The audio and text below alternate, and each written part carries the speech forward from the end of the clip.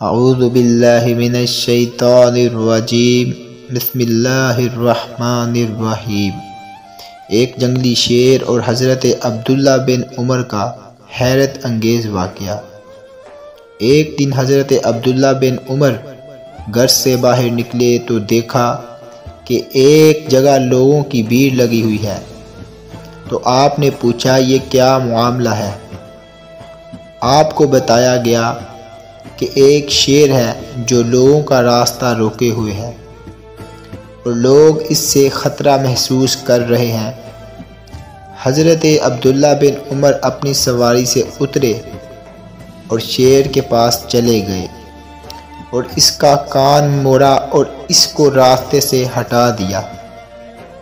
پھر کہا، سرکار دو عالم صلی اللہ علیہ وسلم نے تیرے بارے میں سچ فرمایا تھا کہ اے ابن آدم پر یہ تب مسلط ہوتا ہے جب ابن آدم اس سے ڈرتا ہے، اور جب ابن آدم صرف اللہ سے ڈرے تو اللہ تعالیٰ اس کو اس پر مسلط نہیں کرتا۔